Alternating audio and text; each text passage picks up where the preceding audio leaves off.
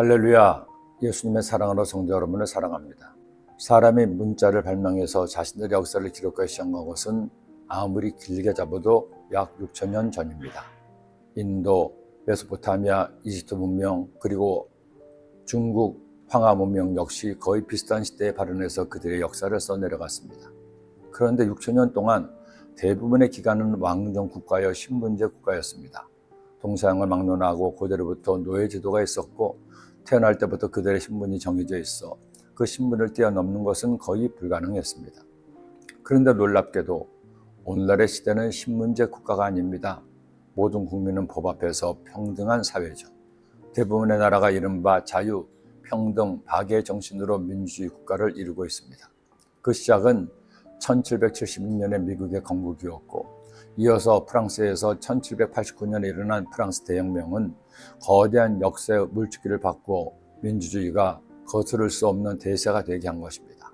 물론 오늘날 같은 민주주의가 정착되기까지는 많은 시행착오를 겪어야 했습니다.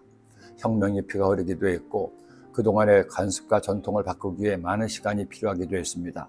불과 100여 년 전 영국만 해도 여자는 재산을 상속받을 수 없었고 심지어 미국에서 여자들이 투표를 할 수 있게 된 것도 지난 1920년부터였습니다.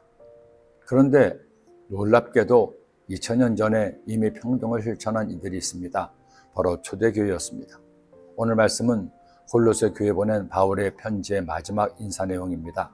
바울은 마지막 인사에서 그들에게 바울을 돕는 동역자들을 소개하며 그들의 인사도 함께 전했습니다. 두기고, 오네시모, 아리스다고, 마가, 유스도 예수, 에바브라, 누가, 데마, 눈바, 아키포 등 그 중에는 오네시모 같은 노예 출신도 있었고 의자 출신인 누가도 있었습니다. 함께 수감되어 있는 아리스다고도 있었고 골로새 출신인 에바브라도 있었습니다. 하지만 그들은 모두 신분과 상관없이 가진 재산이나 능력과 상관없이 주님 안에서 한 형제였습니다. 교회가 세상과 달라에는 아주 중요한 것이 있습니다. 세상에서는 가진 재산에 따라 명성과 능력에 따라 사람을 차별하고 구분짓습니다. 그러나 교회에서는 그렇게 하면 안 됩니다. 돈이 있다고 대접받고 돈이 없다고 차별받아서는 안 됩니다. 나이가 어리다고 우습게 여기고 나이가 많다고 외면당해서도 안 됩니다. 예수님 안에서 모두 한 형제요 같은 자매이기 때문입니다. 목사라고도 높은 것도 아니고 평신도라고 있으나 마나한 존재가 아닙니다. 모든 그리스도인은 예수님께서 당신의 생명을 값으로 지불하시고 구원하신 특별하고 소중한 존재입니다.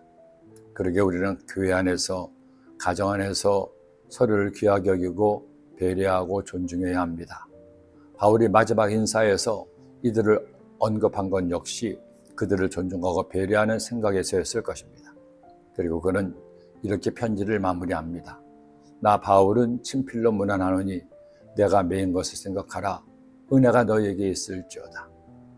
사랑하는 성도 여러분, 하나님의 은혜가 여러분의 가정과 삶에 충만하시기를 기도합니다. 기도드립니다. 사랑의 주님, 오늘도 주의 말씀으로 주님의 마음을 품게 하시니 고맙습니다. 저희들 매일매일 살아갈 동안에 은혜로 살게 하시고 감사와 기쁨으로 살게 하시고 주의 도우심을 구하며 사는 하나님의 자녀들 되게 하여 주옵소서. 예수님의 이름으로 기도드립니다.